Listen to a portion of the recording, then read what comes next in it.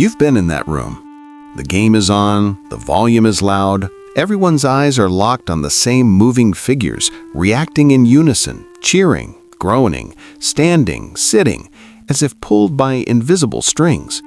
And you're there, but not there. You're watching people watch something.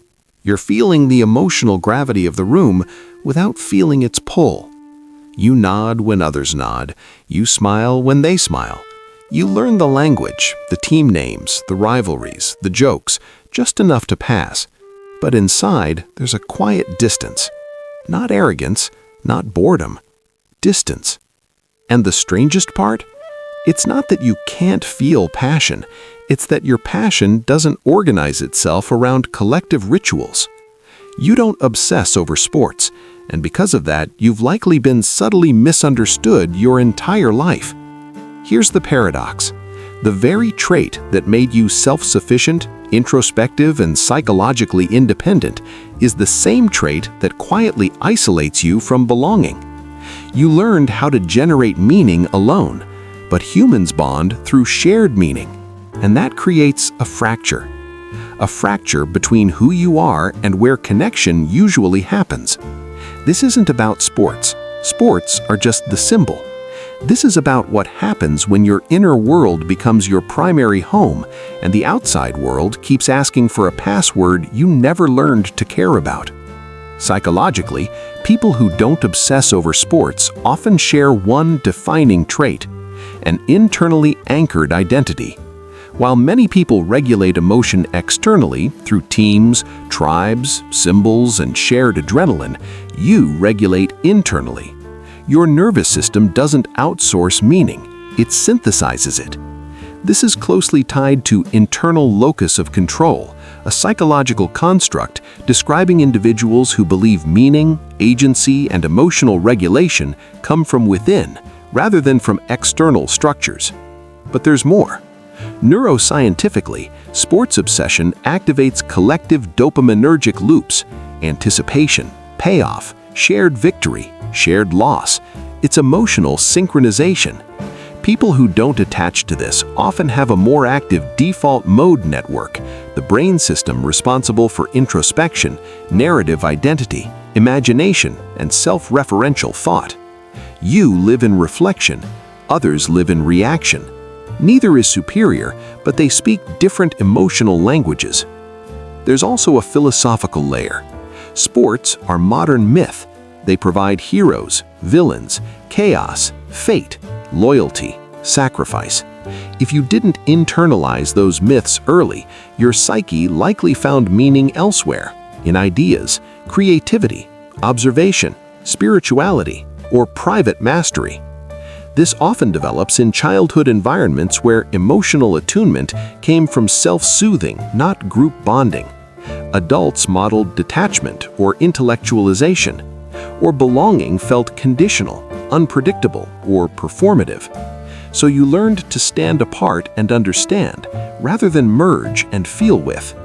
You didn't become detached, you became self-contained. And that rewired your emotional economy. But here's what no one tells you. Self-containment has a cost. When people bond through shared obsession, they don't need to explain themselves. They don't need depth. They don't need translation. You do. You're the one who listens instead of shouts, observes instead of erupts, understands instead of belongs. And over time, that creates a specific kind of grief, invisible grief. The grief of being emotionally awake in rooms that value emotional synchronization more than emotional depth. Carl Jung once wrote, "Loneliness does not come from having no people around, but from being unable to communicate the things that seem important to oneself." That's the wound. It's not that you're alone, it's that your inner world doesn't have a public stage. So you learn to minimize it. You laugh along, you stay quiet, you let others take center stage. And slowly a fear forms. If I don't share what they love, will they still want me here? So you adapt, not by pretending, but by shrinking. This is the sacrifice, authenticity traded for frictionless coexistence. You don't fear sports, You fear being the outlier, the one who doesn't sync, the one who disrupts emotional flow by not feeling the right thing at the right time. So even relaxation becomes effort. Social gatherings become performances. Silence becomes safer than explanation. And over time, you internalize the belief, my interests are private, belonging is public. That belief quietly shapes your entire adult life. As adults, this archetype doesn't disappear, it evolves.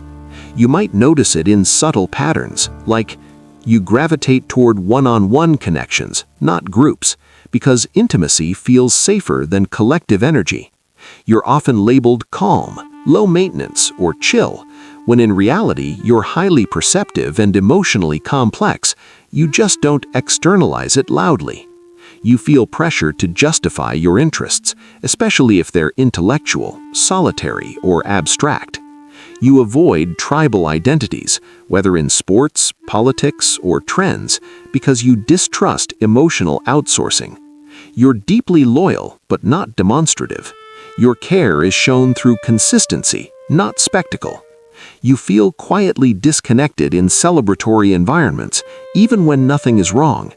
And here's the crucial reframing. These are coping strategies, not personality flaws. They formed to protect your autonomy, to keep your inner world intact in environments that didn't know how to hold it. But healing begins with witnessing, not fixing. Witnessing the moment you learned that emotional independence was safer than emotional merging. Witnessing the loneliness that came with being self-directed. Because the danger isn't solitude, the danger is self-erasure in the name of fitting in. Unlearning doesn't mean forcing yourself to care what you don't. It means allowing yourself to matter without translation. Healing for this archetype is subtle. It doesn't look like becoming louder, or pretending enthusiasm, or learning the rules of the game. It looks like integration. Letting yourself say, I don't bond through spectacle, I bond through presence. It means practicing relational courage, staying in rooms without shrinking, without apologizing for your difference. It means inner child reparenting, reminding the younger you that belonging doesn't require emotional mimicry. It means shadow work, reclaiming the parts of you that learned to stay quiet, to stay safe. And most importantly, it means choosing softness over isolation. Not every connection will meet you where you are, but the right ones won't ask you to leave yourself behind. The philosopher Kierkegaard once wrote, "The most painful state of being is remembering the future, particularly the one you'll never have." You don't need the future where you finally fit in. You need the present where you finally stand fully inside yourself. Because the truth is this: you were never meant to merge with the crowd. You were meant to anchor depth in a noisy world. And when you stop trying to become legible to everyone, you become unmistakable to the right ones. You don't need to be fixed. You don't need to be converted. You don't need to cheer louder. You need to be whole. And if this spoke to something you've never had words for, share it. Because somewhere, someone else is sitting quietly in a loud room, wondering if they're the only one. They're not. And neither are you.